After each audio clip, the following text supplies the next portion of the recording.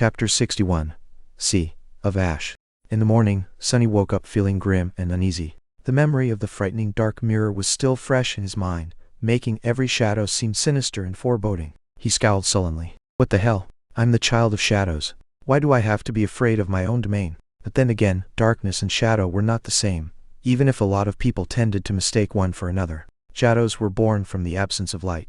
In a sense, they were manifestations of emptiness. True darkness, on the other hand, true darkness was its own entity. In a sense, shadows shared more in common with light than they did with darkness. I guess they do. Do they? Philosophical debates with his internal monologue were not the best way to start the day, at least as far as Sunny was concerned. His already sour mood only got worse. With a short sigh, he sat up and stretched his arms, yawning. Good morning. The sound of his voice was almost drowned by the echoing noise of rushing water. With the sun rising, the dark sea was in a hurry to retreat. Sunny was finally able to relax a little. Morning.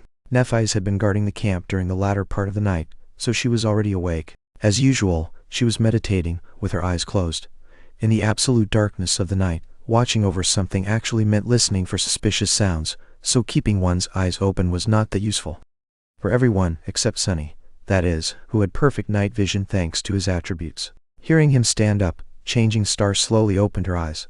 A soft afterglow left behind by the dancing white flame could still be seen in their depth, quickly disappearing as her sight adjusted to the twilight of dawn. She looked at Sunny and offered him a polite smile. In the past 2 weeks, Nephi's had also been training, perhaps even more diligently than him. However, she wasn't trying to improve her swordsmanship. She was actually trying to learn how to behave like a normal human. As the result, their interactions had become slightly less awkward, for the most part. Sunny was able to recognize Changing Star's efforts, because they were very similar to a phase he himself had gone through many years ago. On several occasions, he had caught her intently observing how Cassie talked and behaved around them. Sometime later, Neph would randomly try to mimic small details of her friend's behavior. The results were a mixed bag, to say the least. The first time she tried to greet him with a smile in the morning, Sunny panicked and almost summoned the Azure Blade. However, Nephi's was very smart and persistent. Today, her polite smile looked almost natural. He had no idea why Changing Star decided to work on her social skills, of all things, during their perilous journey through the monster-infested hellscape that was the Forgotten Shore. But he didn't mind. It was actually rather entertaining to watch. Watching her torture herself every day, enduring terrible pain in hopes of learning to better control her aspect ability, on the contrary, was not fun at all. They never talked about it, but Sunny knew that every time Nephi's pretended to meditate, she was actually subjecting herself to the excruciating agony of her flaw. When he thought about it, his heart ached. Sunny wasn't used to feeling such things, but he suspected that this was what other people called compassion. At least it was similar to how it was described in books and dramas. Not that he knew a lot about that stuff. After they had breakfast, Nephi stood up and looked at the beam of light falling through the nearest gap between giant vertebrae. Turning to Sunny, she said, "Let's study the surroundings." They needed to get the lay of the land and decide on their next step. Usually, that implied looking for the nearest natural features that were high enough to stay above the surface of the sea and deciding on which one they would try to reach next. Then came a day or two of scouting and hunting, followed by moving the camp to that feature. Sunny gave her a nod. All right. He summoned the Echo to guard Cassie while they were away and left the Shadow behind to keep an eye out, just in case something happens. Then Sunny followed Nephi's to the gap. Boosting her, he watched as Changing Star flew through the air and then seemingly ran up the wall, kicking herself off at the last moment and propelling her body even higher before grabbing onto a bone protrusion. Relying only on her upper body strength, she then climbed up and disappeared into the cascading light. Soon the golden rope fell down, allowing him to follow. Nephi's helped him climb atop the gargantuan spine and then straightened, turning to take a look west. Sunny shook his hands and did the same, expecting to see the usual picture, an endless expanse of the crimson labyrinth, dotted here and there with rare high points. However, what they saw left them both speechless. Some distance away, the labyrinth seemed to lose color. The crimson blades of coral stood gray and misshapen, as though struck by some unknown disease and drained of all life. Stone-like material looked brittle and fragile, ready to crumble to dust at any moment.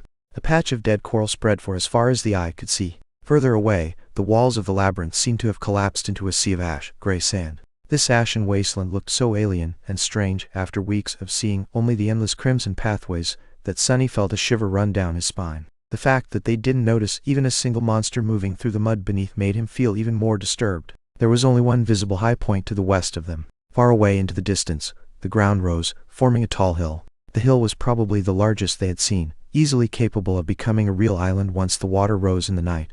Its shape reminded Sunny of a colossal barrow. Covered in the gray sand left behind by dead coral, the hill resembled a mountain of ash. That mountain was crowned by a giant tree. The tree rose into the sky like a tower, its branches wide enough to cover the whole island in their shade. The bark of the giant tree was as black as the water of the dark sea, while its leaves were red as blood.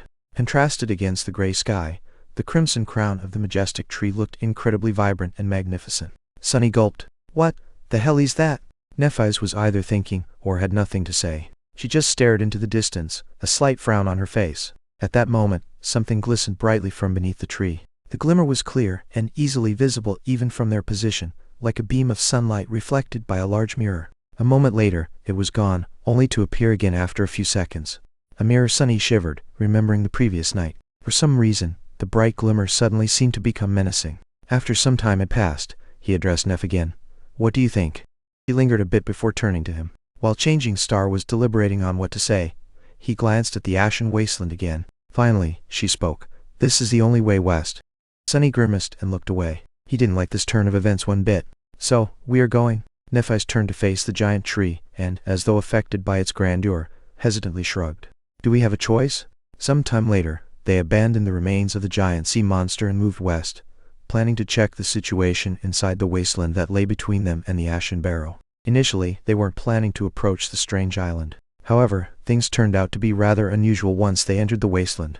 With gray sand under their feet and dead coral walls surrounding them, the group was fully prepared to face unknown danger. Despite the fact that they had not seen any monster moving through this area from the top of the Leviathan's spine, neither Sunny nor Nephise truly believed that no one was going to attack them in this strange region of the labyrinth. There were too many ways for the nightmare creatures to hide themselves, and if there was one thing the sleepers had learned during their time on the Forgotten Shore, it was that everything here was either deadly or concealing something capable of killing them. In that regard, their first encounter with the carnivorous worms was especially traumatic. However, their common sense turned out to be wrong this time around. The wasteland was quiet and empty, completely void of any signs of life. The absence of monsters was, in theory, supposed to make Sunny feel better, but he felt even more nervous than usual instead. This whole situation reeked of danger. It was strange and unnatural.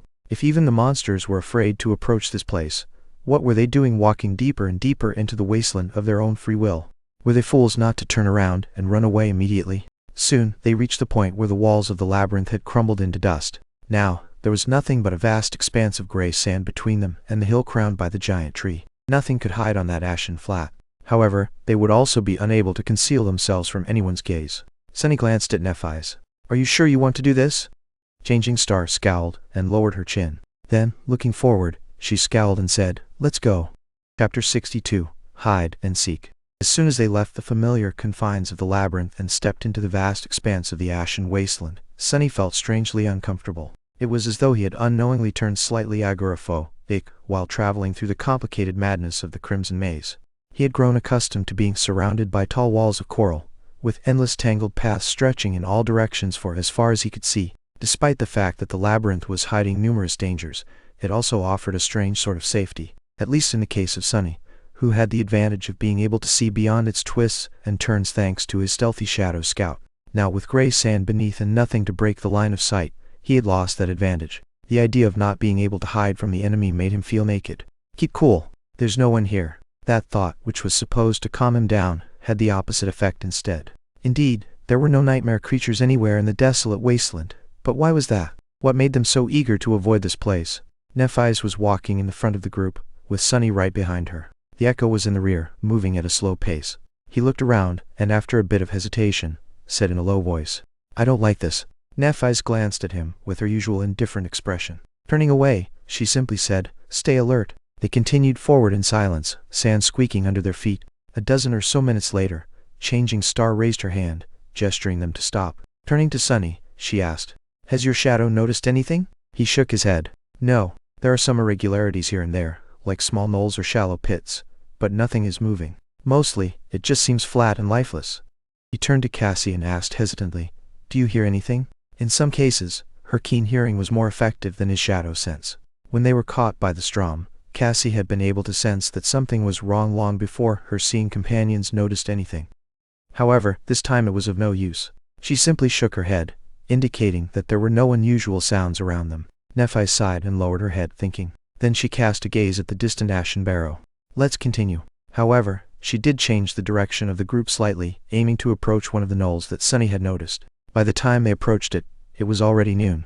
The sun was right above their heads, making their shadows small and shapeless. Sunny's own shadow had returned, and was now hiding beneath his feet, looking like a formless blob of darkness. This time of day was its least favorite.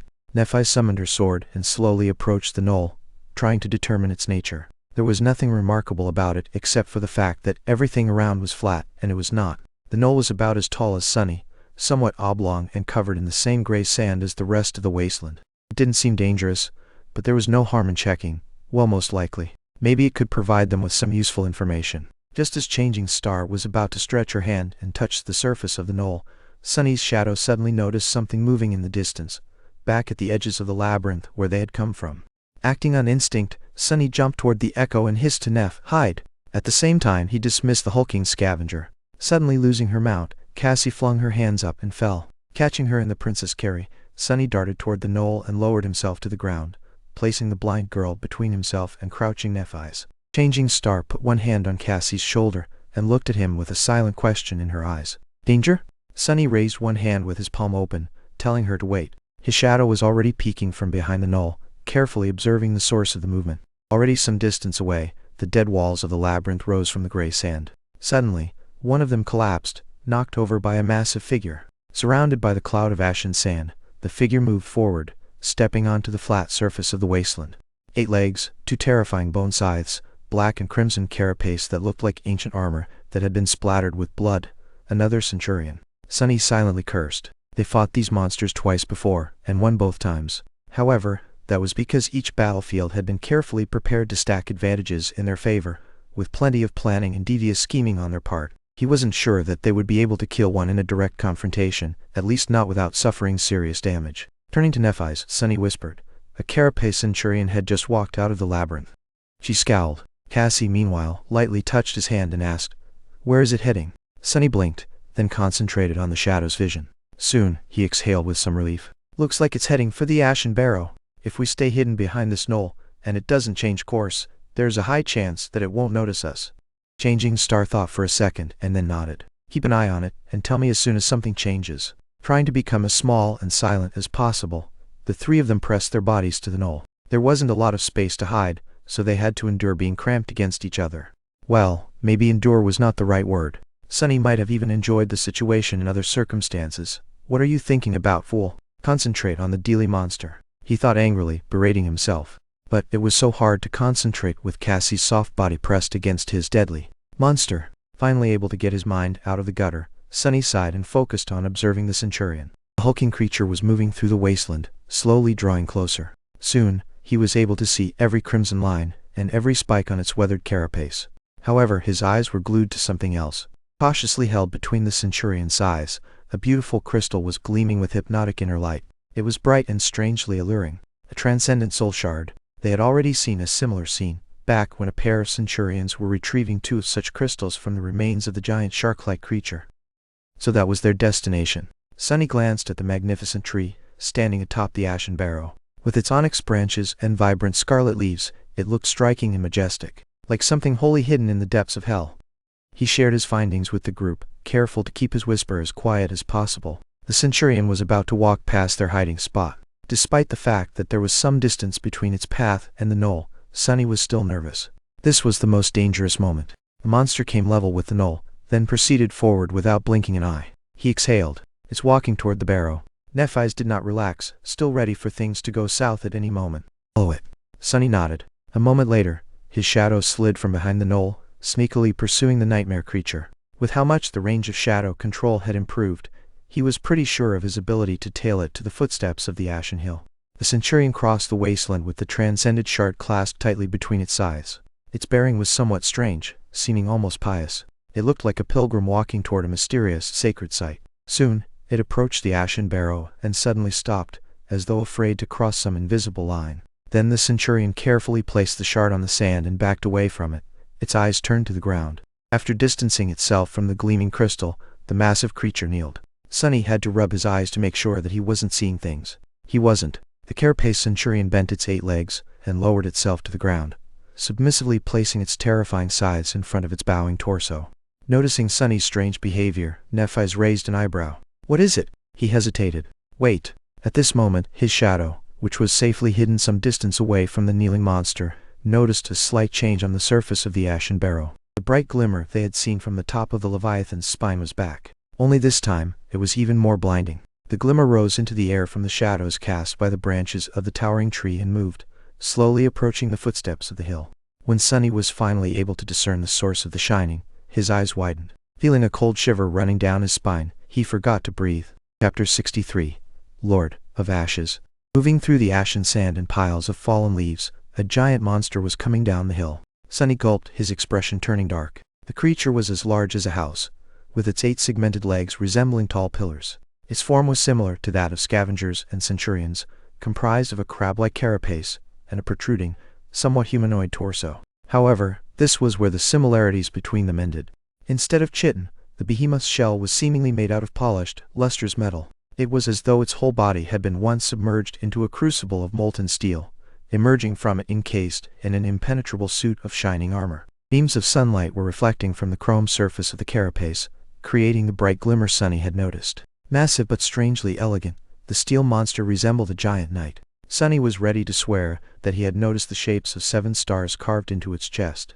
However, that knight was corrupted and evil. It radiated a sinister aura, like a demon summoned from hell to sow death and slaughter. The polished armor of the creature was covered with long, jagged spikes. Its humanoid torso had 4 mighty arms, 2 ending with powerful pincers, the other 2 with razor-sharp, terrifying scythes. The demon's head was more pronounced than that of a scavenger and crowned with several tall, sharp horns. Its metal face was almost human-like, but simultaneously repulsively monstrous and bestial. Just looking at it made Sunny's skin crawl. That thing is scary. Whatever that creature was, its rank within the Carapace Legion was clearly higher than that of a centurion, not to mention of a lowly scavenger. It was the next step in their evolution. A general or a commander, perhaps. What were they called? Legates? Praetorians? Holding his breath, Sunny watched as the Carapace demon descended from the ashen barrow. Stopping in front of the transcendent soul shard, it looked briefly at the kneeling centurion. The deadly awakened monster shrank under its gaze, as if terrified of the larger nightmare creature. Sunny knew how it felt, since he did the same when the behemoth's eyes had briefly glided past the shadow's hiding place. Not paying the centurion any attention, the Carapace demon picked up the gleaming crystal and turned around. Then, it unhurriedly returned to the shade of the giant tree's branches. Sunny slowly exhaled. "Sunny? What is happening?" He looked at Cassie, whose face was full of worry and curiosity. After hesitating for a little while, he said, "There's a new threat. Stay quiet a bit longer, I'll explain later." Back at the footsteps of the tall hill, the Carapace centurion was finally ready to stand up again. Sunny was in a dilemma. He had to follow the monster to make sure that it doesn't stumble on their hiding place on its way back to the labyrinth. However, he was also extremely curious to see what the Carapace demon was up to in its lair on the top of the ashen barrow. There was no time to think things through properly. Making a hasty decision, Sunny sent his shadow sliding over the gray sand. It masterfully avoided the Carapace centurion's eyes, and was already climbing the tall hill a few seconds later. One look. I'll just take one look. Hiding in the deep shade cast by the majestic tree's scarlet crown, the shadow glided up the slope and approached the place where the Carapace demon had disappeared from its sight. On top of the hill, the ground was covered with fallen leaves. The ashen barrow was indeed larger than any high natural feature they had encountered before, vast and spacious as an actual island. However, the traces left behind by the massive creature's pillar-like legs could be easily seen. They led the shadow to the center of the island, where the obsidian tree's enormous trunk was rising from the ground, with its broad roots stretching in all directions. The Carapace demon was standing beneath the tree, looking up at its lower branches. The transcendent shard was still clenched in its pincer. "What is it looking at?" Sunny made the shadow trace the creature's gaze and noticed several round, appetizing fruits hanging between the scarlet leaves. One of them looked especially ripe. Suddenly, the demon dropped the soul shard into the sand, and completely forgetting about it, raised its body, stretched a pincer up, and gently grasped the fruit, then pulled on it. Without any resistance, the fruit tore off the branch. Holding it as something fragile and extremely precious, the massive creature slowly lowered itself to the ground. Then, it carefully brought the fruit to its mouth and took a small bite. "It's eating fruits? This abomination is vegetarian?" Bewildered and not quite sure of what he had just seen, Sunny had no choice but to command his shadow to leave and hurry to the base of the hill. The time was up, and if he wanted to catch up with the Carapace centurion, he had to act with haste.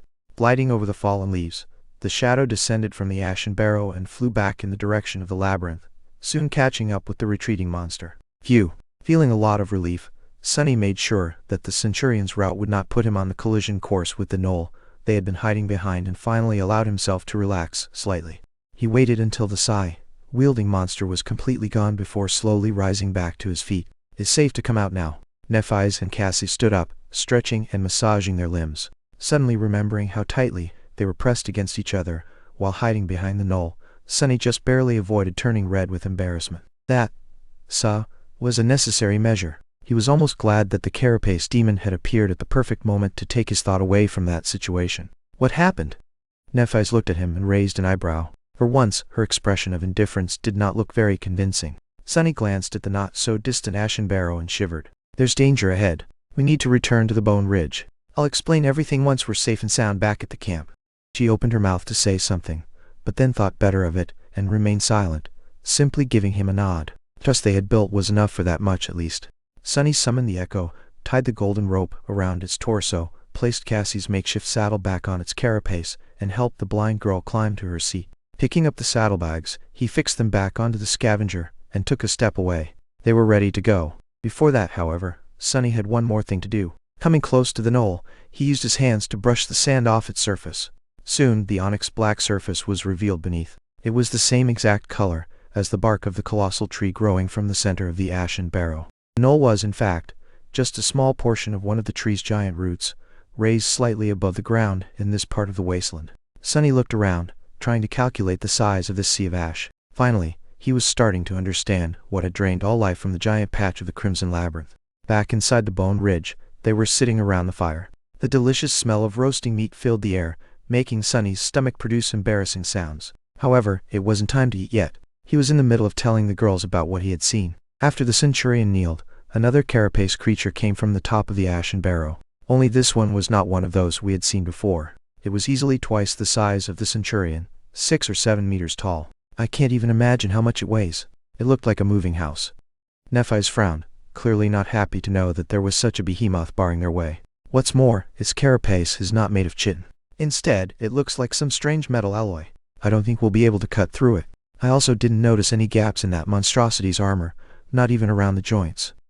Cassie gulped, turning her head to her friend. Changing Star, however, remained silent. Sunny sighed. "In addition, that thing has 4 arms instead of the usual 2, a pair with pincers and a pair with scythes. They're even bigger than the Centurion's. Its carapace is littered with spikes, and it has long horns on its head. It also looks some more human-like. It almost got a face, albeit an extremely ugly one. And its eyes, well, I think that it is more sentient than anything we had faced before." Nephi's was thoughtful. "After a while," she said, "it is probably an awakened demon. Nightmare creatures with one sole core were called beasts.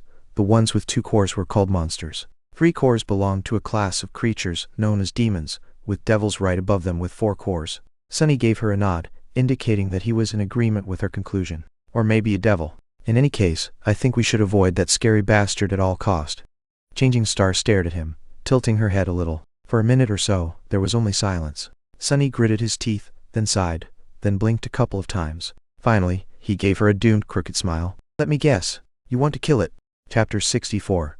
Pursued by Demons. "Let me guess. You want to kill it." Nephi's continued to stare at him with her usual unreadable expression.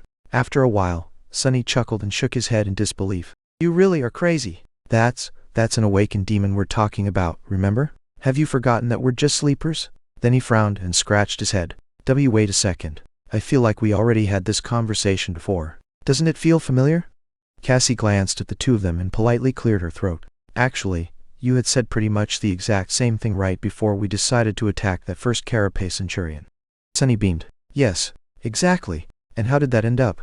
"I almost got killed." Nephi's shrugged indifferently. "You survived, didn't you?" He froze with his mouth open, too flabbergasted by the sheer audacity of her remark to answer immediately. A few seconds later, Sunny was finally able to speak again.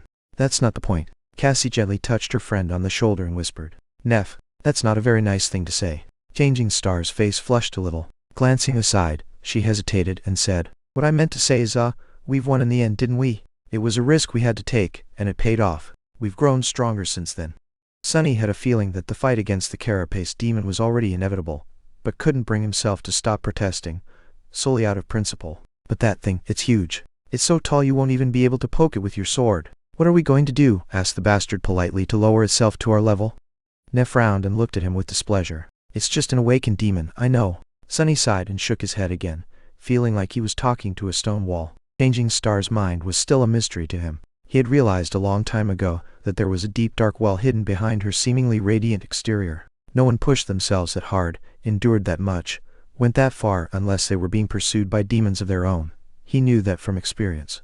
And judging by how far ahead of everyone he had ever known Nephis was, her personal demons were especially dreadful. Much more dreadful than the terrifying carapace demon at least. But although Sunny understood that she was running from something, he had no idea what destination she was so desperate to reach. Just why was she so hellbent on finding that damned human castle, even more so than Sunny himself? His burning desire to come back to reality and rip all the rewards that the world owed him was so intense that it would frighten most people to death. There were very few things that he wasn't willing to do to achieve his dream. However, it only had meaning for as long as he stayed alive. Nephis, on the other hand, seemed to pursue a goal that held more meaning than her life. Why else would she be so willing to risk it? Sunny just couldn't understand that logic. It was irrational and paradoxical. What can be more important than your life? If you die, you won't be able to enjoy the fruits of your labor anyway. He looked Nephis in the eyes and said, "Back when we agreed to fight the Carapace Centurion, we did so because there was no other choice. We were literally stuck on a rock with it. What about now? Don't we have a choice to avoid the Ashen Barrow?" She stared at him for a while and then simply said, "That's the only way west." Sunny laughed. "That is the truth. I'll give you that." When his laughter died down, he wiped the corner of his eye and said, all right, that makes sense. But believe me when I say it, as the only one who actually saw the Carapace demon, we won't be able to defeat it in a fight." Nephis scowled. "Your point?" Sunny spread his hands. "Don't misunderstand. Yes, we can't defeat it. But," a dark smile appeared on his face, "that doesn't mean that we can't kill it." Changing Star thought about it, then raised an eyebrow and asked, "You have a plan?" Sunny shook his head. "Not yet, not entirely. Let me sleep on it. However, there's one thing I know for sure." He looked west, remembering the Carapace demon's disturbing bestial face. In the ensuing silence, Cassie turned her head to face him and asked with curiosity, "What is it?"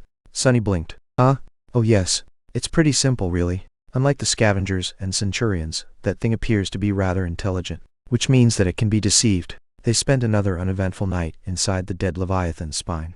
As far as their camps went, this one was probably the safest. There was a certain comfort in being surrounded by walls from all sides, even if they were made out of bone. Sleeping on top of cliffs and coral mounds, just meters away from the surface of the dark sea, exposed to elements, was not very restful.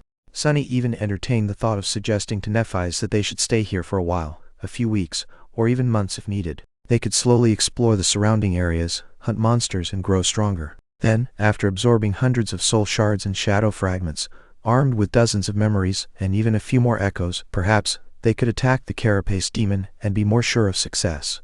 However, he quickly realized that it was a bad idea. Forgotten Shore was perilous and unpredictable. They were rather successful in conquering its dangers so far, but it was too easy for the situation to change. One moment of bad luck was enough to doom them. One wrong turn, one unfortunate encounter, one more enemy than they were able to handle, and their lives would be over. And that was only in regard to the usual menagerie of abominable horrors they had to fight on the daily basis. The labyrinth hid much more terrifying secrets and existences, not to mention the unimaginable terrors of the deep dark sea. Every additional day they spent here gave a chance for something fatal and unavoidable to happen. Their best hope of survival was to face the Carapace demon as soon as possible. Maybe after defeating it, they would finally be able to see the tall walls of the promised castle. Sunny tossed and turned the whole night, thinking about the giant creature, and trying to give shape to the nascent seed of the idea of how to kill it. Close to the morning, he was finally able to fall asleep, only to be awakened by Cassie carefully shaking his shoulder half an hour later. Sunny blinked, looking at the blind girl in confusion. "What is it?" She gestured to Nephis, asking her to come closer. Then, a little pale, she gathered her courage and said, "I had another vision. A vision about the Carapace demon." Chapter 65. Lights in the Darkness. Sunny was instantly wide awake. Sitting up, he hurriedly rubbed his eyes and then glanced at the blind girl, ready to listen. Nephis approached them and sat down, her face barely visible in the dim light of the early dawn. "Past or future?" Sunny blinked. "Right. I should have asked myself." Cassie thought for a bit and then hesitantly answered, "Past, I think." After a short pause, her expression changed to that of certainty. "No, I'm sure of it." Changing Star slightly tilted her head. "That's good. So, what did you see?" Cassie deeply inhaled and fell silent for several seconds, remembering. Her face paled a little, but this time, she was ready to face her fear. I saw the ashen barrow deep at night, enveloped in a raging storm. The winds were bending the branches of the great tree, as if desperate to break them. The island was illuminated by the constant barrage of thundering lightning bolts, with rain falling from the skies like a flood. She paused, catching her breath, and continued. The carapace demon was there, standing in the middle of the storm like an unshakable fortress made of polished steel. Arcs of electricity were dancing between the spikes on his armor, but the demon did not pay it any attention. He was just as Sunny described, prideful, sinister, and terrifying. Cassie closed her eyes. When I looked into his eyes, I felt a sense of emptiness and corruption. He observed the storm until it began to dissipate. The winds weakened, the rain stopped. The great tree stood unbroken, just as magnificent as it was before. Then the last bolt of lightning fell from the sky and struck the ground beside it. Sunny was listening to her tale with great attention, hopeful to hear a piece of useful information. So, that monstrosity is not afraid of lightning. Shame. With its metal carapace, I was almost tempted to try and lure it from under the tree during a storm. Apparently that wouldn't work. Meanwhile, Cassie was ready to carry on. That bolt of lightning could never hurt the carapace demon, let alone the miraculous tree. However, when it hit the ground, it ignited the fallen leaves that covered the ashen barrow's surface. Soon, a large part of the island was engulfed in fire. In the absolute darkness of the night, it shone like a beacon. Sunny perked up, remembering something. Back when the three of them first met at the beginning of their deadly adventure through the dream realm, the girls mentioned that the light he had seen from the giant knight statue a few nights prior was indeed made by them. However, making that fire had turned out to be a big mistake. At night, any source of light was like a lure for the monsters of the forgotten shore, including the terrifying creatures that lurked in the depths of the dark sea. That's why, ever since, they were careful to never light a fire after sunset, preferring to endure the darkness instead of attracting unknown horrors from beneath the waves. Having a guess of what had happened next in Cassie's vision, he waited for the blind girl to continue. Her voice trembled a little. Before the flames died down, the dark sea surged, and a thing crawled out of it, covering almost the entire slope of the ashen barrow with its body. It looked like ale, like a mass of bones and rotten flesh connected by black seaweed, with thousands of horrible eyes staring at me hungrily from beneath, coiling tentacles, seething as it pushed itself toward the great tree. Her face turned slightly green. Just remembering the abomination made Cassie feel nauseated, but she gritted her teeth and did not stop speaking. That was the most repulsive creature I've ever seen. However, it seemed slow and clumsy, as though being ashore, outside of the black water, was weakening it. The carapace demon did not hesitate to lunge at the creature, completely ignoring the fact that it was at least 10 times his size. It was like he completely lost his mind, enraged by the intrusion on the island. Nephi suddenly spoke. How did the demon survive? The blind girl hesitated. I don't know. I didn't see the battle itself, only its beginning and its end. At the break of dawn, the carapace demon crawled back into the shade of the great tree. He was severely wounded, with several of his legs missing and his sides covered by a spiderweb of cracks. The fire was gone, and there was no sign of the sea creature anywhere in sight. She paused for a moment, and then said in a quiet voice, "The most terrible wound was on his chest." The steel armor of the demon was fractured and split apart, revealing the beating heart inside. Rivers of azure blood were flowing from the wound, mixing with the ashen sand. The demon crawled to the base of the tree and laid his broken body between its roots. Cassie sighed. The last thing I saw was the passage of time. I don't know how long it took, but eventually, the carapace demon was able to recover from his wounds. His sides restored themselves, his legs grew back. The fracture on his chest was the last to heal. However, it wasn't healed completely. Hidden from sight, there's still a weakness in his armor. Both Sunny and Nephi's were silent for a long time, thinking. Changing Star was the first to break the silence. So it's not impenetrable after all. Then she looked at Sunny and asked, "How's your plan coming along?" He blinked, extricating himself from the swarm of thoughts. Glancing at his companions, Sunny smiled. "Pretty well. I already had an inkling of how we should proceed, but Cassie's vision gave me additional inspiration." Nephi's raised an eyebrow. "Is that so?" He gave her a confident nod. "Yeah, it's a wild idea, but it might just work." "Well, maybe. In any case, it's going to be risky, and we'll have to make some preparations." Both Cassie and Nephi's looked at him expectantly. The blind girl cautiously asked, "So, what's your plan? How are we going to deceive the demon?" Sunny crossed his arms. "It's not very complicated. Actually, I got the idea from that ancient fellow Neph likes to talk about. We're going to build." He took a dramatic pause, and then said with a mysterious smile, "A Trojan ass." However, their reaction was not what he had expected. Both girls blinked, then stared at him with complicated expressions. While Cassie did not stare, since she was blind, but her face was exactly the same as changing stars. Strange. Oh, what now? Sunny scratched the back of his head, somewhat embarrassed, and cleared his throat. Did I use the wrong word? I thought that Odysseus guy built a wooden animal. Anki. Nephi's raised a hand and put it on her forehead, closing her eyes. Weird. Does she have a headache? Are you alright? She sighed deeply, then said in a flat tone. A horse. It was a horse. The next day, they returned to the place of the battle between the Carapace Legion and the centipede monsters. A few days earlier, they had lured a Carapace centurion here to ambush it, but ended up causing a massive confrontation between the two tribes of nightmare creatures. The carcasses of some of the monsters were still there, buried slightly in the mud. Of course, there was no meat left on their skeletons. The inhabitants of the labyrinth were for the most part carrion eaters, after all. However, the three sleepers were not interested in meat. They came for something else. Stopping in front of the centurion's empty shell, cleaned of any flesh by some unknown beasts, he looked at the black and crimson carapace in satisfaction. Nephi's walked over and stood by his side, an unreadable expression on her face. Is this what you wanted? Sunny smiled. Yeah, exactly. I knew that nothing would be insane enough to chew on the chitin, but in this place you never know. I wasn't sure about its condition. But the condition was good. In fact, it was perfect.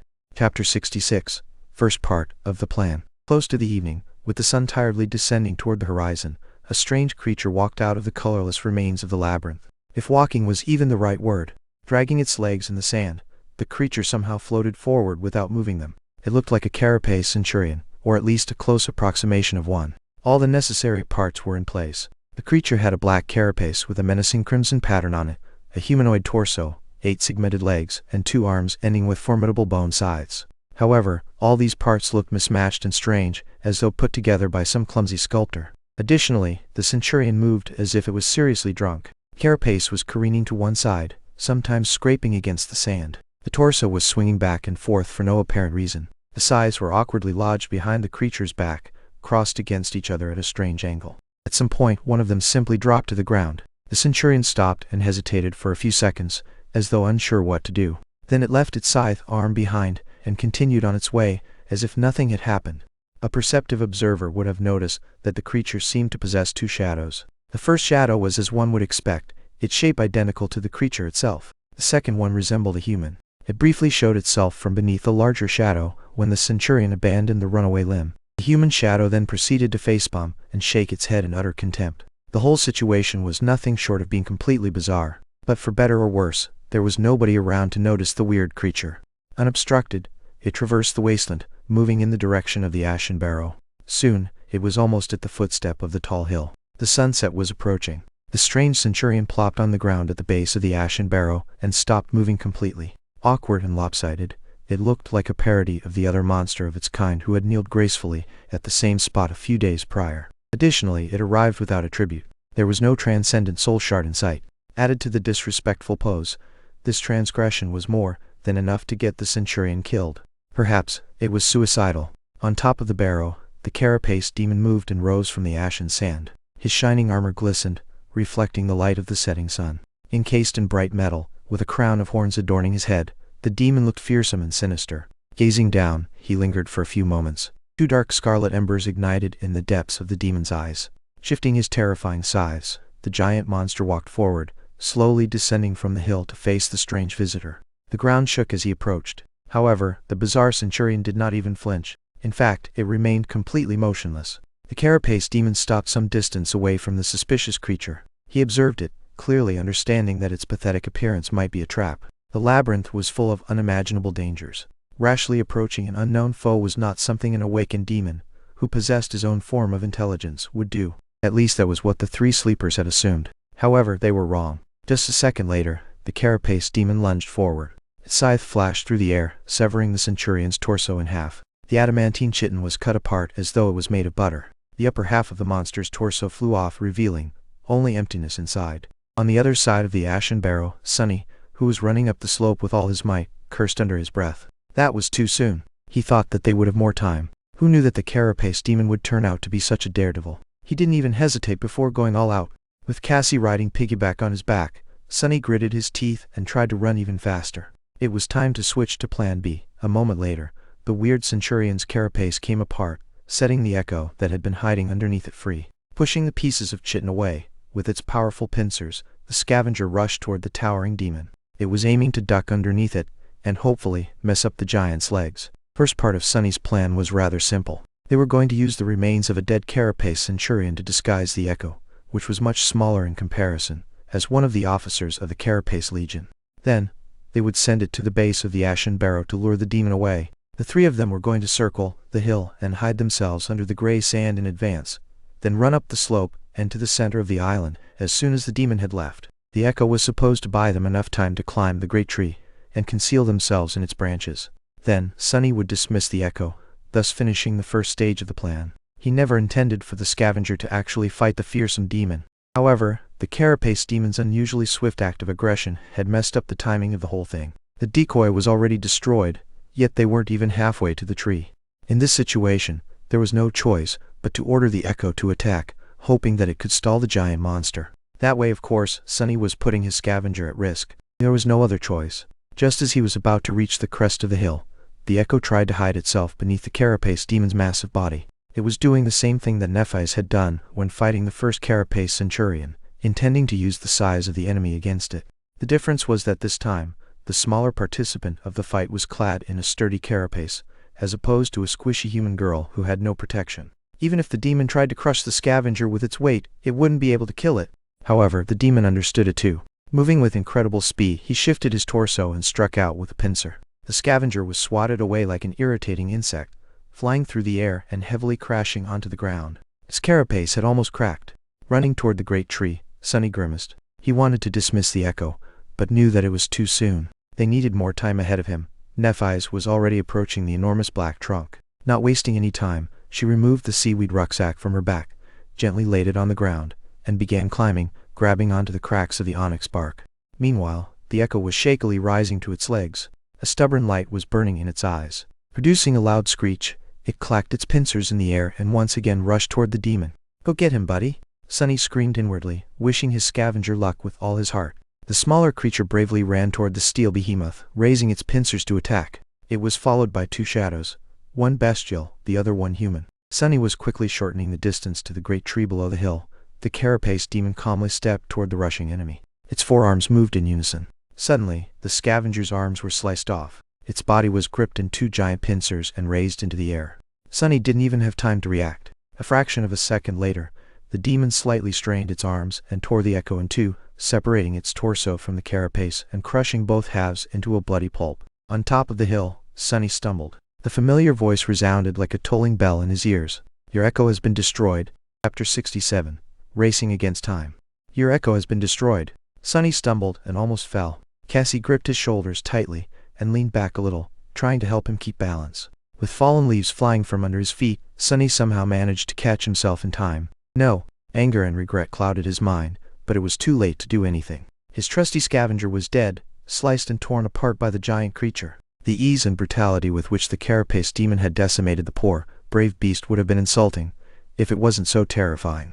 It only took him a split second. The echo was gone. Not only had Sunny seen its tragic end through the eyes of his shadow, he also felt the subtle connection between them disappear. In his soul sea, one of the spheres of light shimmered and vanished, leaving the silent surface of the water a little bit darker. He had lost his most valuable possession. The bitterness Sunny felt was not only because of how useful the echo had been, or how much money it could have brought him in the real world. He had actually grown to like the mindless scavenger quite a bit. It was big, loyal, and reliable.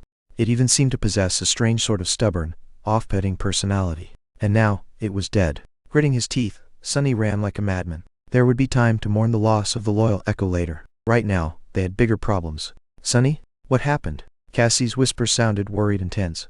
She must have felt the change in his mood through his posture and body language. To be completely honest, Sunny was in no shape to talk. Running up the hill at top speed, with the blind girl on his back, no matter how delicate and light she was, had been a tall task for him without the support of the shadow. He was struggling to breathe, and there was still a considerable distance to the great tree. However, Sunny had to answer, his voice hoarse and rugged.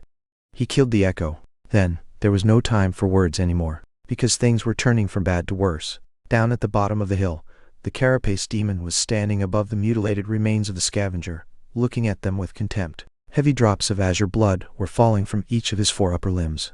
Suddenly, the corpse of the echo began to shine with soft light. Then it shimmered and dissolved into a river of tiny sparks, which then fell to the ground and disappeared, leaving no trace of the hulking scavenger behind. Even its blood on the demon's sides and pincers was gone. After all, the echo was just a manifestation of a slain nightmare creature, and not the real thing. It came from nothing, and was now returned to the state of nothingness.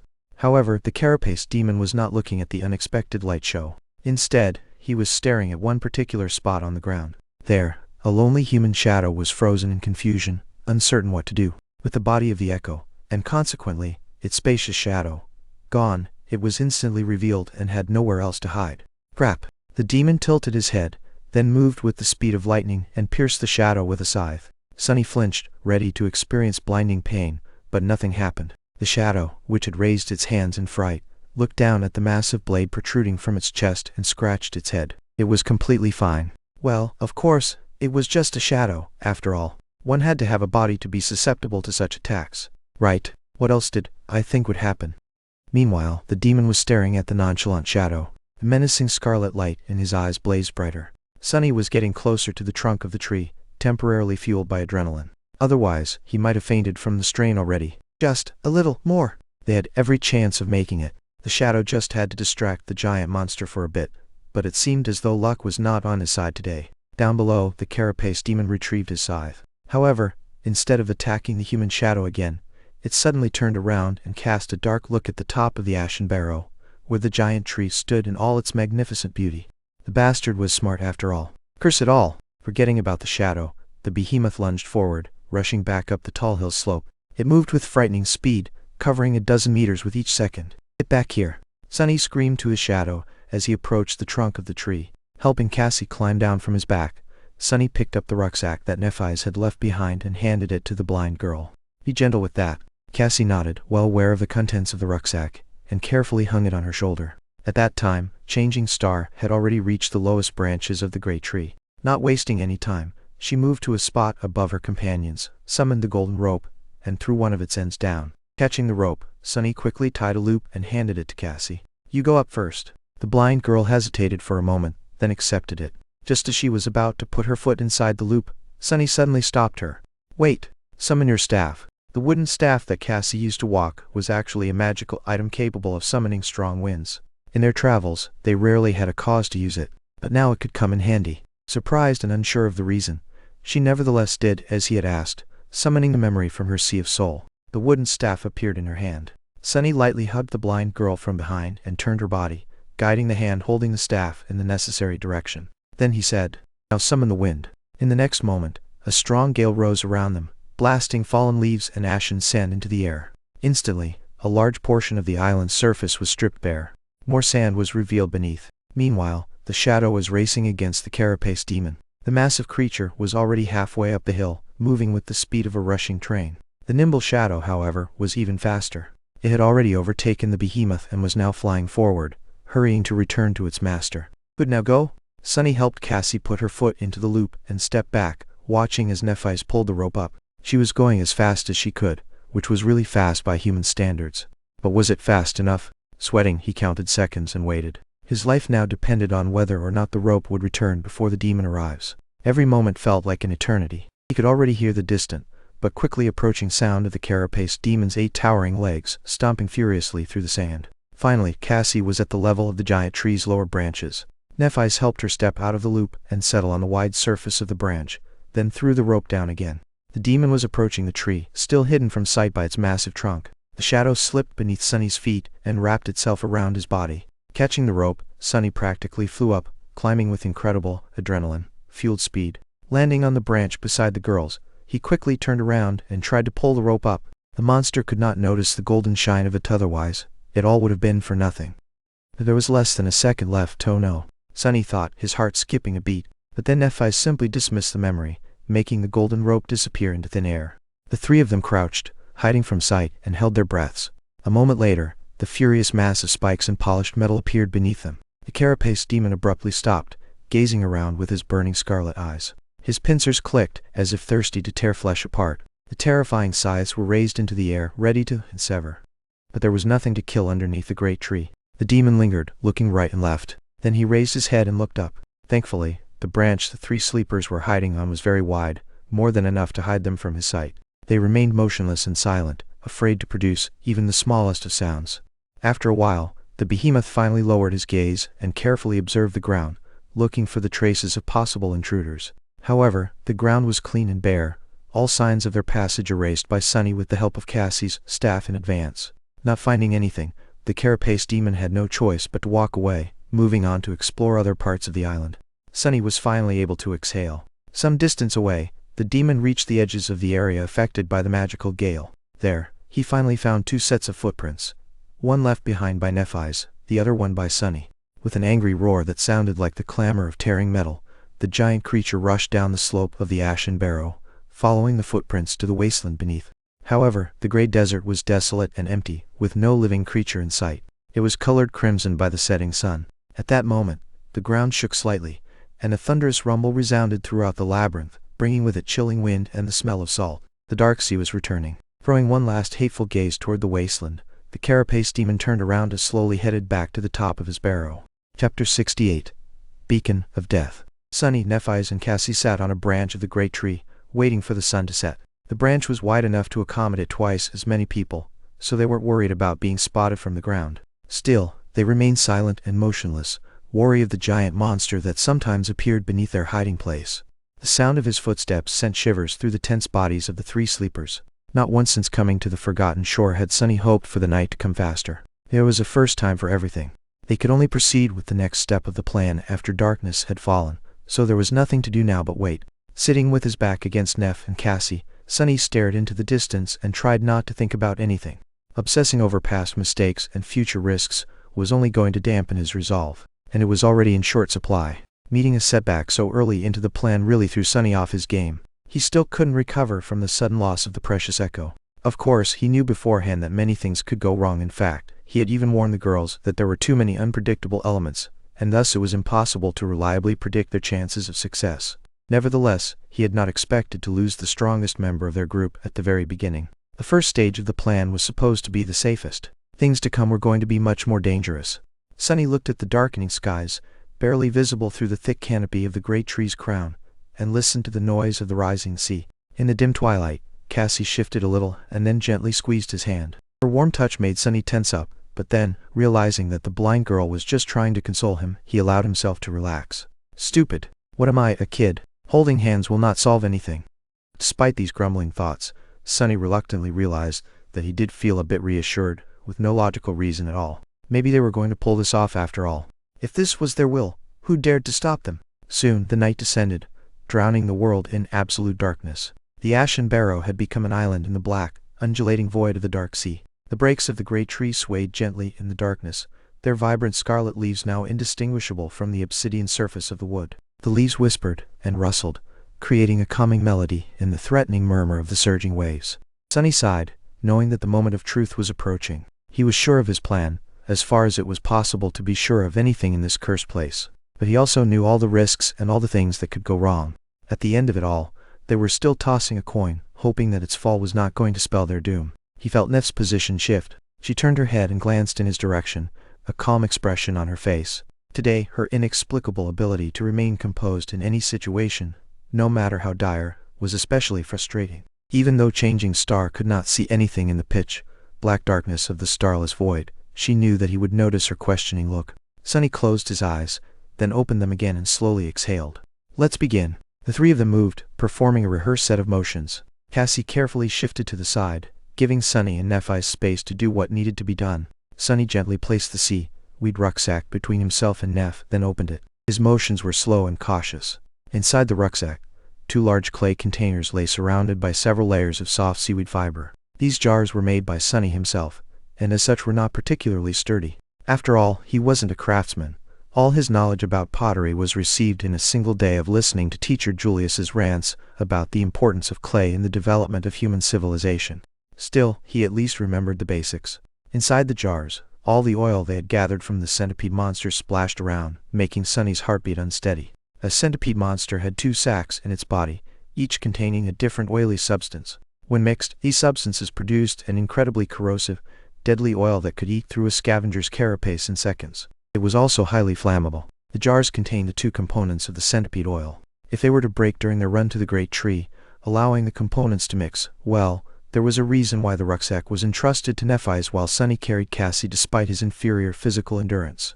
The centipede oil was the centerpiece of his plan. Placing the clay jars on the branch, Sunny took out one last thing from the rucksack. It was a makeshift torch made out of bone and, more seaweed. Traditionally, torches were supposed to be made out of wood. But on the Forbidden Shore, bones were much more easily found than sticks. In the darkness, he found Neff's cool hand, took it into his own, and then placed the torch on her open palm. At that moment, Sunny couldn't help but remember the other times changing stars' hands had touched his body. The first time was when he was dying, his chest crushed by the Carapace Centurion's bone scythe. The other time was on the day he handed her the Starlight Legion armor and learned about her cruel flaw. Both days were very memorable, although for different reasons. He had a feeling that this day was also going to be forever etched in his memory, provided they lived to see the morning. Sunny deeply inhaled. "I'm ready." Nephi's nodded and then rose to her feet. Standing tall, she grasped the torch and closed her eyes, as though praying. Clad in white armor, with her silver hair dancing in the wind, she looked like a beautiful, solemn angel. Then, white radiance ignited beneath her eyelids. In the next moment, bright fire burst from beneath her hands, igniting the top of the torch. Changing Star opened her eyes, extinguishing the light shining in them, and raised the torch high above her head. In the lightless world, this single small flame looked like a lonely star drowning in the sea of darkness. Simultaneously, Sunny stepped to the edge of the branch, inhaled deeply, and screamed at the top of his lungs. "Hey asshole, come get me if you dare!" Then all hell broke loose. Attracted by the sudden burst of light and Sunny's belligerent cries, the Carapace demon appeared out of nowhere in a storm of fury. Its towering legs tore through the ashen sand, throwing clouds of it into the air. Two scarlet eyes immediately focused on the shouting human, sending a nervous shiver through Sunny's legs. "Yeah, right here, you pile of scrap. Come and get it, fat lobster. This is my island now," he shouted, pretending to not be scared out of his wits. The demon dashed toward him. This behemoth was as tall as a house, but still not tall enough to reach the branches of the great tree with his scythes. So, for the moment, Sunny was still safe. He was pretty sure that this won't be the case for long, but it was enough time to bring the plan to fruition. If he doesn't miss, just as the Carapace demon was about to appear right beneath the branch Sunny was standing on, he took a deep breath, aimed, and tossed both of the jars down. The creature reacted with lightning speed, slicing both jars into pieces with his horrible scythes. However, it was of no use. The oily liquids contained inside still rained on its carapace in a torrent, followed by a scattering of clay shards. If anything, it only made the surface of the impact larger, covering most of the demon's metal carapace in a layer of liquid. The two components mixed, producing the deadly corrosive oil, which then burned into the lustrous armor. Sunny held his breath. However, the centipede monster's oil, which was capable of destroying the unbreakable chitin of both scavengers and centurions, turned out to be completely ineffective against the strange alloy covering the carapace demon's body. It didn't even leave a scratch on it. Sunny's face darkened. "That's..." Nephi silently appeared by his side, raising an arm. "Just as I expected." Luckily, Sunny did not put a lot of value on the oil's corrosive qualities, to begin with. He needed the oil for its other quality, its flammability. Guided by the loud sounds produced by the massive monster, Nephi's moved and threw the torch down with a powerful swing of her arm. Spinning, the torch streaked through the air like a meteor and landed right in the middle of the demon's carapace. In the next second, the giant creature was engulfed in flames. Sunny did not really expect the fire to be able to damage the demon. He was sure that the behemoth could withstand much more than just simple heat. Now, covered in the burning oil, the carapace demon shined brightly in the pitch black night of the forgotten shore. He had turned into a fiery beacon, calling all the monsters of the cursed dark sea to come crawling from its black depths. Chapter 69. The Guest. The giant demon was engulfed in flames, shining like a bright beacon in the hungry darkness of the night. His polished armor blazed with reflected light, sending radiant glints in all directions. Drops of burning oil were falling to the ground, flaring up as they hit the ashen sand. For a second, it seemed as though time had stopped. Sunny was staring at the incandescent glow of the fire, his eyes wide, almost failing to believe that they had actually pulled this insanity off. Nephi's was frozen by his side, her hands still outstretched after the throw. But they really did. They pulled it off. Sunny never seriously considered facing the carapace demon in an honest battle, if a battle between a giant death machine and three powerless humans could even be called honest. However, their lacking strength did not mean that they could not murder the evil creature. They just had to be smart about how to do it. For example, they could find something stronger to do the dirty work for them. That's why he had concocted a plan to sneak onto the ashen barrow, wait for the night to come, lit the behemoth aflame and watched it be torn apart by the terrifying monsters of the dark sea. Now they were halfway to making that plan a reality. Of course, the most dangerous part was yet to come. They still had to survive the attack of the creatures of the black water themselves. And before that, the carapace demon roared with fury, making Sunny feel like his ears were going to bleed. The roar sounded like a deafening cacophony of rusted metal being torn apart by giant claws. 2 scarlet eyes shone through the conflagration of flames, piercing the young man with a concentrated beam of murderous hatred. Before that, they had to last until the sea monsters arrive. The infuriated demon was out for their blood, and no one knew how much time it would take for the dark sea creatures to appear on the ashen barrow. Sunny was scared that the demon was capable of performing ranged attacks. If not, he might be able to climb the tree to get to them, or try to kill them in a way that they had not even considered. In the worst-case scenario, they would have to endure his rage for quite a while. Looking into the giant's hateful eyes, he sensed that the creature was thinking in the same direction. When the demon glanced in the direction of the great tree's obsidian trunk, Sunny's heart suddenly skipped a bit. However, in the end, cold rationality won over seething rage in the carapace demon's mind. Instead of wasting time trying to get to the 3 tiny humans, he suddenly rolled on the ground, hoping to use the sand to douse the flames dancing on his carapace. The whole island shook, almost throwing Sunny off the branch. Crap! Why did the bastard have to be so smart? For a moment, Sunny entertained the idea that the demon was actually going to succeed in extinguishing the fire before the dwellers of the depths had noticed it. But he didn't have to worry. Suddenly, Nefes turned to face the dark surface of the sea. Her face paled slightly. Sunny was a second late to react, but almost instantly he too felt a strange change in the world around them. It was hard to describe with words. The rustle of the scarlet leaves suddenly felt quieter, the sound of the waves crashing against the shores of the ashen island louder. It was as though some invisible pressure descended on the world, making everything feel slightly different. Then, the air became colder, and a wall of thick fog appeared above the dark waters. The carapace demon had also noticed this change. He stopped trying to douse the flames, and rose from the sand, the oil still burning on his carapace. Not paying it any attention anymore, the demon turned to the sea, a sense of grim resignation radiating from his posture. Then, it was replaced by dark resolve and frenzied bloodlust. The fog slowly moved, crawling onto the island. Sunny felt shivers run down his spine, realizing that it was flowing against the wind. The sound of waves was now muffled and changed, almost imperceptibly so. And there in the fog, something was moving. He could almost make out a figure. It was. Suddenly, Cassie's small palm covered his eyes. With her voice trembling with tension, she whispered, "Don't look. No matter what happens, don't open your eyes." Sunny froze, obediently shutting his eyes. A cold sense of fright wrapped itself around his heart. He had never heard the blind girl's voice sound like this before, not even when she was recalling her terrifying visions. Cassie slowly removed her hand. Blinded, he could only rely on his hearing. At least that was what he thought until the cold fog touched his skin. Then, in the muffled silence, he heard Cassie's voice again. Only this time, it was distorted and coming from the wrong direction. "Don't look, don't look, don't look." Sunny gulped, feeling his hair stand on end. The sound of the blind girl's distorted voice echoed in the fog, surrounding him from all sides.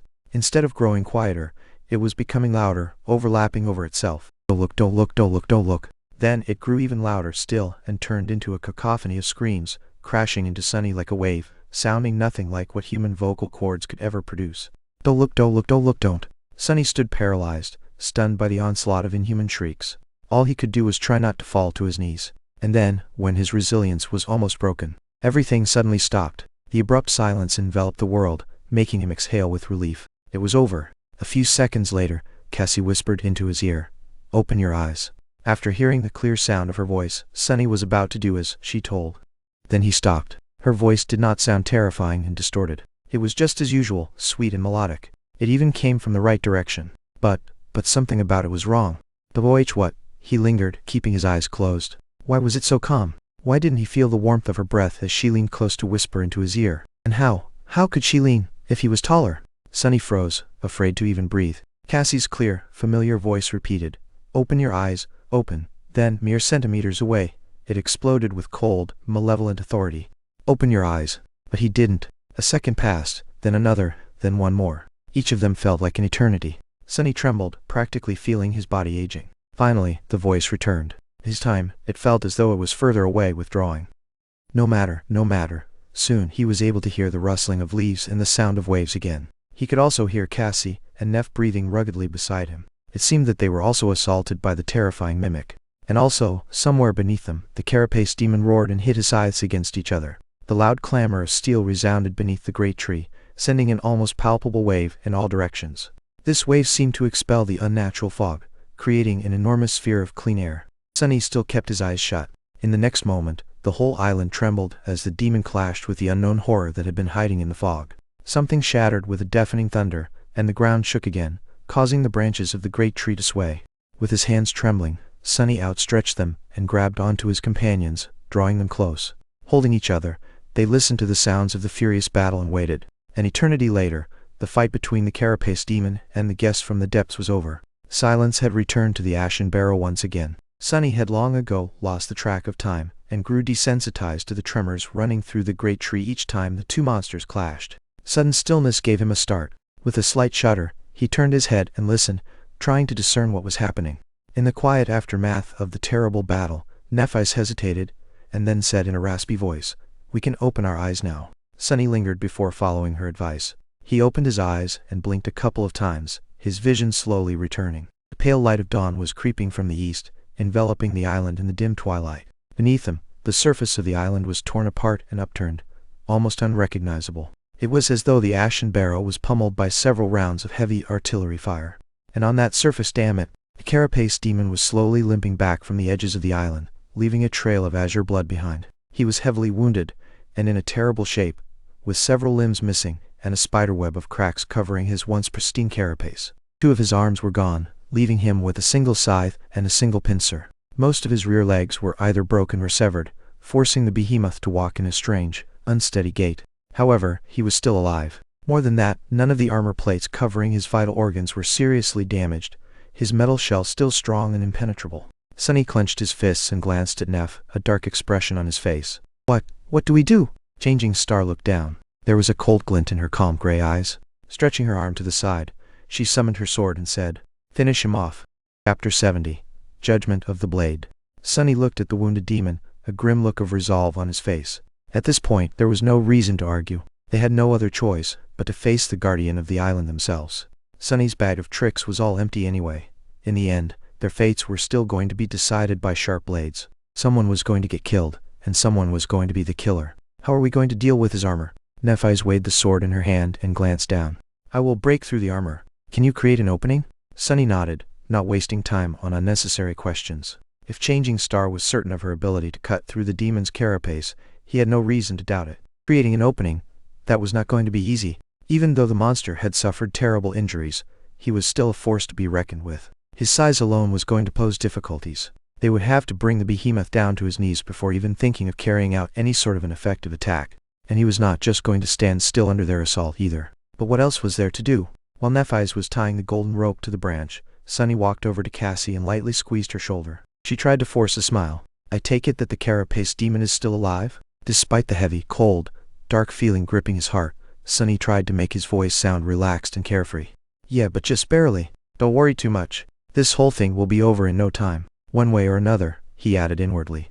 Cassie's smile weakened. She was clearly not convinced by his clumsy attempt to reassure her. Sunny hesitated. "Hey, have you ever eaten demon meat?" The blind girl was clearly surprised by his question. "What? No." Sunny grinned. "How about a demon steak? I'm an excellent cook, I'll have you know." I think." Neph had sort of monopolized the preparation of food, so I had no chance to put all the knowledge from the wilderness survival course to practice. Teacher Julius had indeed spent a lot of time teaching him how to cook all kinds of seemingly inedible things, as well as meats of all sorts of nightmare creatures, in preparation for his journey into the dream realm. Here, hunger was as much of an enemy as the fiercest of monsters. "As soon as we get our hands on some demon meat, I'll make you a steak. It'll be the most delicious demon steak you had ever eaten, I promise." Finally, a real smile appeared on Cassie's face. She gave him a courteous nod. "All right, that's a promise then." Meanwhile, Nephis was done with the rope. She threw it down without hesitation and glanced at him. "Are you ready?" Sunny sighed and closed his eyes for a second, feeling the strength of his body being enhanced by the shadow. "Yes, let's do this." As soon as their feet touched the ground, Sunny felt a heavy gaze burning a hole in his chest. Glancing up, he saw the crippled carapace demon staring right at him, a dark glint shining in his one remaining eye. The other one was gone, leaving only a bleeding black gap behind. At this distance, the damage dealt to the demon's body seemed even more debilitating. His carapace was fractured in several places and covered in cracks, each seeping with azure blood. Sadly, none of the cracks were near the vital organs. His horns were shattered, as was one of his front legs, in addition to several rear ones that were either broken or torn off completely. The stumps of his 2 severed arms were pressed tight against his torso to stem the heavy bleeding. The other 2 were hanging to the ground, almost brushing against the ashen sand. The giant monster looked broken and tired. However, it was still terrifying, perhaps even more so than before, because, despite the horrible wounds, his gaze was still firm and full of evil intelligence. It was still radiating madness and bloodlust, which was now concentrated on Sunny and Nephi's, the architects of his sorry state. The first beams of the rising sun shone on the spikes, covering the demon's once lustrous carapace, painting them in shades of burning crimson. Sunny summoned the azure blade and glanced at Nephi's. "Be careful, he's lightning fast." He was the only one who had seen the terrible creature in action. As such, only he knew how dangerous the demon really was. Nephi's nodded, not taking her eyes off the enemy, and stepped forward. The 2 of them walked toward the waiting carapace demon. Sunny was slightly ahead and aiming to circle the behemoth from the right, the side where the demon had both his last remaining scythe and eye. Changing Star was a step or 2 behind him, aiming to circle the creature from the left, the side where his pincer arm was slowly rising into the air. In this battle, Sunny's role was to take the brunt of the enemy's attacks, letting his partner deal the lethal blow when the time was right. Through the tacit understanding that they had developed through surviving dozens of life or death situations, the 2 of them were able to cooperate, without speaking a single word, fighting almost as one. This was their main advantage. As they were closing in, Sunny felt a slight shift in the demon's posture. Instantly, he knew that hell was about to break loose. He had warned Nephi's about the speed of their enemy, but he also had to deal with it himself. Sunny knew that he was much slower than the giant creature, but he still had to find a way to dodge the massive, terrifying scythe. That wasn't as bad as it seemed. Speed wasn't everything in a fight. Take, for example, Changing Star's training fight against the proud scion of the Hanlai clan. Castor possessed an aspect ability that made him 10 times faster than the silver-haired girl, at least. However, in the end, he only won by a hair's breadth. Nephi's had almost smashed his face with an unexpected elbow strike. She had been able to catch Castor unaware not because of her fast reaction. With that big of a difference between their speeds, no amount of reaction could have helped her. Instead, she was able to predict and manipulate the opponent's attacks, starting the strike even before Castor himself knew that he was going to end up in the path of her elbow. She was in control of the battlefield, and now they had to repeat the feat against the ancient demon of the Forgotten Shore. Luckily, his speed advantage was not nearly as insane as Castor's. Almost simultaneously, Sunny and Nephi's lunged forward, attacking the behemoth from different sides. He also moved, ready to tear them apart. Both his pincer and his scythe rose into the air. Sunny was running as fast as he could, the azure blade outstretched behind him. A fire of cold resolve was burning in his heart. He was ready to live or die by his blade. However, in the next moment, his legs seemed to slip in the sand, and as his eyes opened wide, Sunny stumbled. Not wasting the opportunity, the carapace demon attacked. The terrifying scythe tore through the air, aiming to cut the helpless human in half. But it hit only sand. Sunny, who had feigned his loss of balance to bait the demon's strike, easily avoided the deadly blade by jumping to the side at the last second. He wasn't quite at the level where he could predict every move of the enemy. Instead, manipulating the enemy into performing a predictable attack was easier. After all, deceit and manipulation were his forte. Temporarily safe from the threat of the scythe, Sunny dashed toward the demon's legs. At the same time, Nephi's had managed to avoid the massive pincer and was closing in on them too. They reached their goals almost simultaneously, one from the right, the other from the left. Sunny, with the azure blade, feeling it hit the polished armor and bounce back without leaving even a slight scratch on it.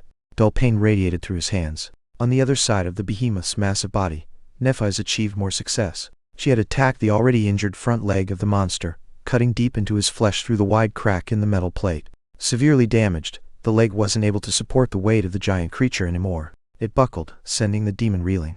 At this point, a scavenger or a centurion would have lost their balance and fallen to the ground. However, the carapace demon was too smart and experienced. He compensated for the loss of another leg by shifting his body weight to the opposite side and thrusting his scythe into the ground to remain stable. Damn it. Sunny had really hoped that the bastard would fall down, because then he wouldn't have had to do what he was about to do next. But now there was no other choice. Cursing inwardly, Sunny briefly looked up at the massive body of the giant demon. Heavens only knew how much that thing weighed. Then, he held his breath and ducked right beneath the carapace demon's steel abdomen.